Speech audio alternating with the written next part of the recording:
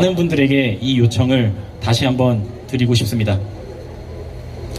과거 국민들이 손에 든 촛불에 의해 정권은 바뀌었지만 새롭게 권력을 잡은 자들이 보여주는 행태는 예전과 크게 다르지 않은 것 같습니다. 그리고 분열된 국민들이 보이는 반응 또한 진영은 바뀌었지만 크게 달라지지 않은 것 같습니다. 진영 논리에 사로잡혀 너네 편이 저지른 잘못을 비판하면서 우리 편이 저지른 똑같은 잘못은 합리화하려 합니다.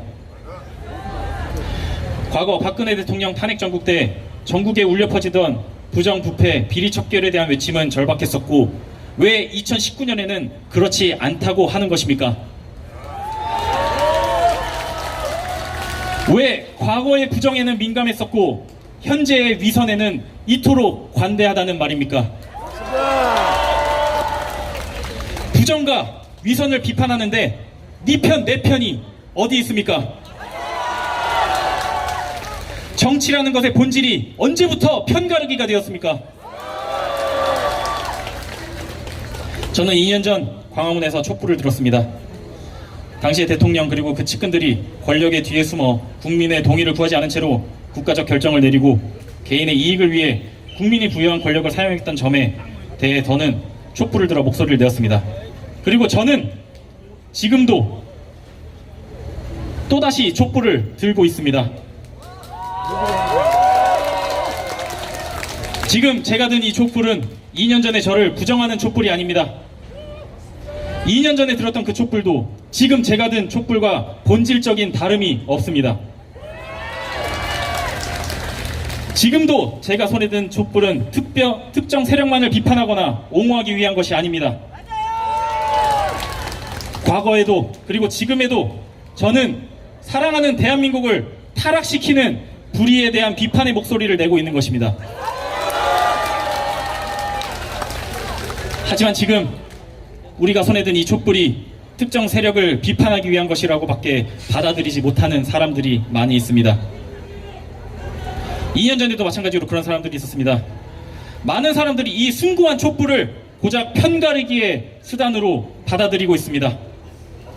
이들은 왜 이토록 진영 논리에 사로잡혀 버렸을까요? 제가 생각하는 이유는 질문하는 방법을 모르기 때문입니다. 흔히들 우리나라 교육의 문제점이 질문하지 않는 문화에 있다고들 하는데 학생들만의 문제가 아닙니다. 어른들조차 질문할 줄을 모르는데 어떻게 아이들에게 질문하는 방법을 가르칠 수가 있겠나요? 여러분, 질문을 해야 합니다. 내 편으로 받아들인 누군가의 말을 그대로 받아들이는 것이 아니라 질문을 통해 자신이 주장하는 내용에 자신의 생각을 담아야 합니다. 조국이 본인 인생에서 어떤 모습을 보여줬기에 검찰개혁의 적임자라고 하는 것인지, 검찰개혁은 무엇인지, 그것을 어떻게 하겠다는 것인지, 그리고 여러 부정과 비리에 대한 의혹을 받고 있는 모순적인 존재가 무엇을 어떻게 개혁하겠다는 것인지, 애초에 국가의 장관으로서 자격이나 있는 것인지, 이런 질문들을 스스로에게 던져야 합니다. 꼭 조국에 관련된 내용뿐만이 아닙니다.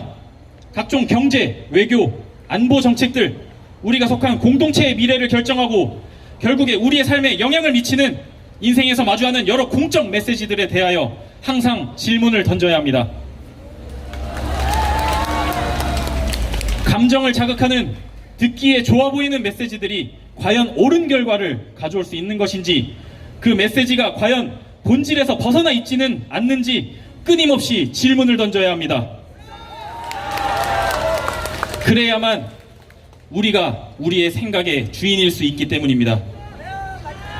생각의 주인이 내가 아니라면 나는 누군가의 정신적 노예일 수밖에 없습니다. 누군가의 이익을 위해 도구로 쓰여지는 노예가 되는 것입니다. 더 큰 불행은 스스로가 그 사실을 인지조차 못한다는 것이죠. 여러분, 자유가 무엇인가요? 먹고 싶은 거 먹고, 가고 싶은 데 가고, 하고 싶은 거 하는 것, 그것만이 자유인가요? 육체적 자유만 충족되면 되는 것인가요? 아닙니다. 그에 못지않게 정신적인 자유 역시 중요합니다. 어떤 형태이든 자유는 쉽게 얻어지는 것이 아닙니다. 정신적 자유도 마찬가지입니다. 스스로가 끊임없이 질문하고 의심하고 고민해야지만 내 생각의 주인이 내가 되는 것입니다. 저는 단언할 수 있습니다.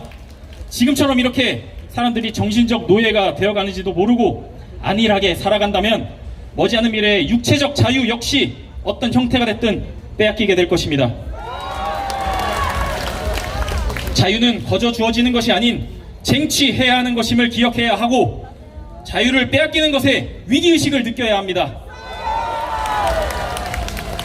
그래서 저는 여러분들께 간곡히 요청드리겠습니다. 끊임없이 질문해 주십시오. 먼저 본인 자신에게 끊임없이 질문해 주십시오. 그래서 내 생각의 주인이 나임을 확실하게 해 주십시오. 내가 추구하는 바의 본질이 무엇인지를 확실하게 해 주십시오. 그리고 아직 스스로에게 질문을 던지지 못하고 있는 가족, 친구, 애인, 선후배들에게도 질문을 던져 주십시오. 부디 스스로에게 그리고 사랑하는 사람들에게 질문하는 것을 회피하지 말아 주십시오. 저는 이 땅의 국민들이 모두 이 나라가 잘 되었으면 좋겠다는 그런 선의를 가지고 있다는 것을 압니다. 하지만 그 선의가 올바른 결과를 내기 위해서는 스스로의 생각을 점검하는 작업이 반드시 필요합니다. 저는 확신합니다.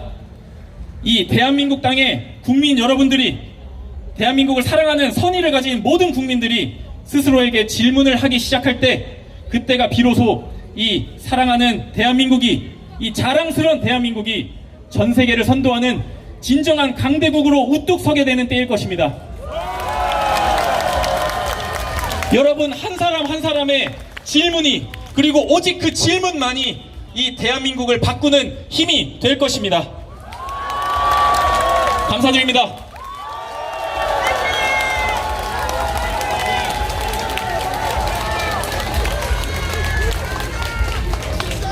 자, 저희 마지막으로 구호 한 번 더 외치도록 하겠습니다. 여러분들 피켓을 높이 들고 큰 목소리로 구호 외쳐주시길 부탁드리겠습니다. 자, 구호 외치겠습니다. 중국몽 따라쟁이 공수처는 꼼수처. 누굴 위한 정부인가? 우리도 국민이다. 이것이 정의인가? 대답하라 문재인. 더 크게 한 번 더 외치겠습니다. 중국몽 따라쟁이 공수처는 꼼수처. 누굴 위한 정부인가? 우리도 국민이다. 이것이 정의인가? 대답하라 문재인. 감사합니다. 이것으로 공정추진위원회가 처음으로 주최하는 우리가 원하는 공정한 대한민국 집회를 마무리하도록 하겠습니다. 현장에 와주신 여러분들 정말 진심으로 감사드립니다.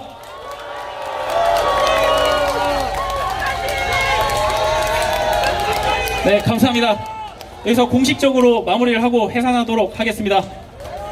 다음에 또 뵙겠습니다.